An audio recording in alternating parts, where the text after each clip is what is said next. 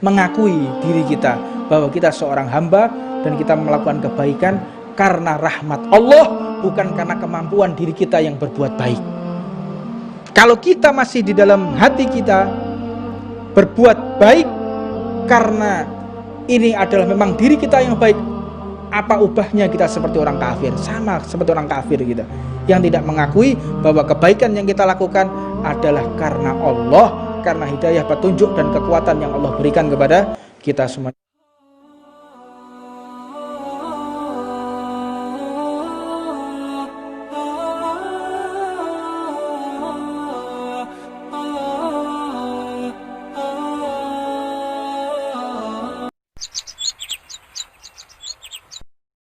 Bismillahirrahmanirrahim.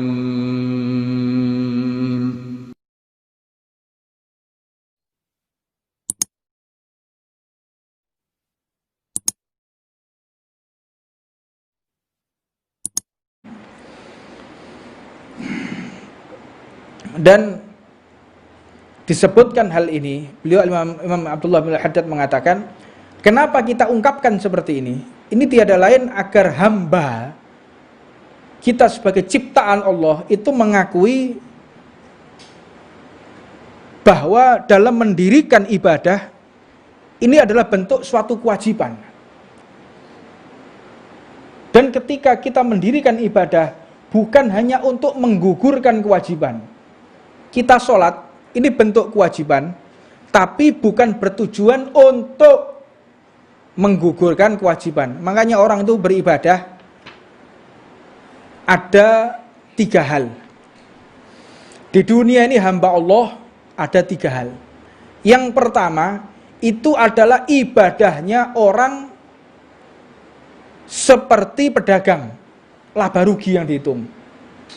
Kok wong dodolan. Aku lek taat tok ngene donya 60 tahun saya akan bahagia selama-lamanya. Tapi kalau saya tidak taat di dunia selama 60 tahun, saya akan disiksa selama-lamanya.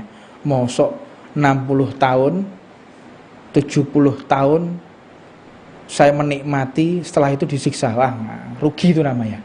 Berarti lebih baik saya itu sengsara 70 tahun, tapi saya bahagia selama-lamanya. Ini imannya, ibadahnya orang yang seperti pedagang. Yang kedua, seperti abad. Apa itu? Budak. Aku lek sampai gak di melaksanakan sholat, gak melaksanakan perintah Allah, disiksa habis-habisan. Takut bawaannya. Ini ibadahnya budak kayak gitu. Orang budak. Adapun yang ketiga, ibadahnya orang yang ikhlas, mereka tidak butuh di surga dan mereka tidak butuh juga dan mereka tidak takut atas neraka. Mereka adalah orang-orang yang ikhlas. Karena pernah diceritakan ada satu santri dari seorang murid, seorang habaib, seorang yang memiliki tinggi kedudukannya. Dia seorang bukan habaib tapi memiliki makom khos indallah. Muridnya Habib ini memiliki makom khos sampai dia bisa melihat siapa saja yang sudah dicatat oleh Allah masuk neraka dan siapapun yang masuk ke dalam surga. Akhirnya hijabnya terbuka, dia bisa melihat nama gurunya berada di neraka. Namun si Habib ini namanya di neraka. Terus si murid tadi mulai kendor. Gimana ini? Seorang alim, orang yang soleh, pengajar ilmu agama, namanya ada di neraka. Sedangkan namaku ada di surga. Dia bisa melihat nama sendiri ada di surga, sedangkan gurunya berada di neraka. Akhirnya dilaporkan kepada gurunya. Wahai guruku, engkau tahu apa yang terjadi kepadaku. Aku melihat Allah telah membuka hijabku. Aku melihat namamu ini ada di neraka. Si gurunya ini cuma tersenyum dan tidak mengurangi dan menambahkan ibadahnya. Usiku, istiqomahnya apa ya udah itu. 10 tahun kemudian hijabnya kebuka lagi. Dilihat nama gurunya berada di posisi terdekat bersama para sahabat Nabi Muhammad di surganya Allah.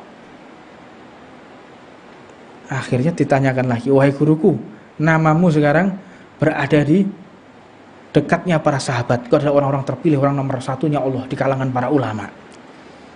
Gurunya pun tersenyum.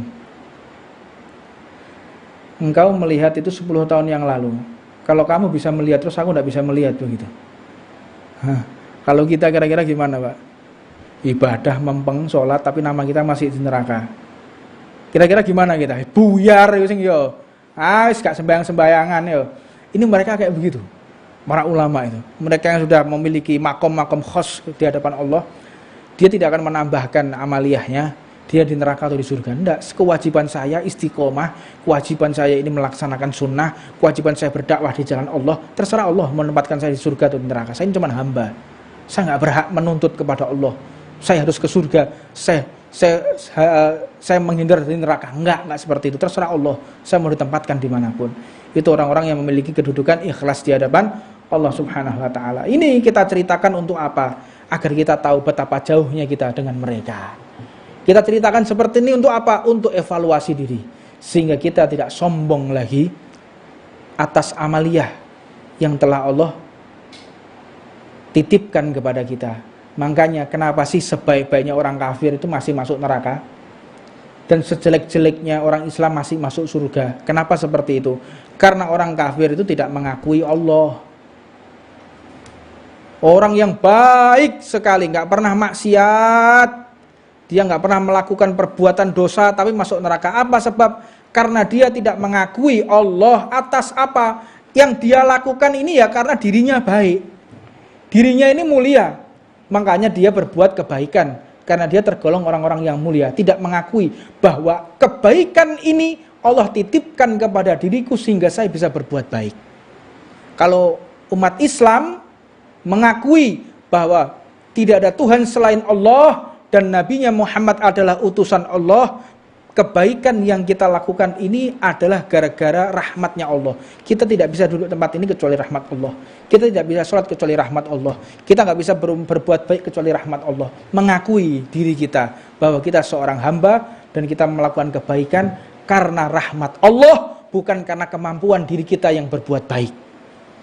Kalau kita masih di dalam hati kita berbuat baik karena ini adalah memang diri kita yang baik, apa ubahnya kita seperti orang kafir? Sama seperti orang kafir gitu, yang tidak mengakui bahwa kebaikan yang kita lakukan adalah karena Allah, karena hidayah, petunjuk dan kekuatan yang Allah berikan kepada kita semuanya. Mudah-mudahan Allah tambahkan rahmat kepada diri kita sehingga kebaikan-kebaikan yang kita lakukan semakin dibuat mudah oleh Allah dan kita senantiasa dihalangi oleh Allah ketika berbuat maksiat dan pelanggaran kepada Allah Subhanahu wa taala. Rabbana atina fid dunya hasanah wa fil akhirati hasanah wa qina adzabannar wa 'alamana masyaykhuna wa 'alamana hibbuna sallallahu alaihi wa 'alamana hibbuna jami'an.